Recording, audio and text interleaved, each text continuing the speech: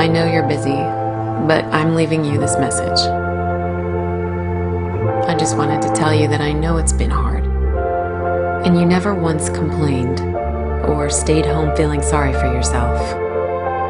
You just said, where there's a truck, there's a job. You were so stubborn. You wouldn't even let us take help from Dad. And you were right. Have a good day today, babe. I know you'll be late, but there will be supper in the oven. And I love you.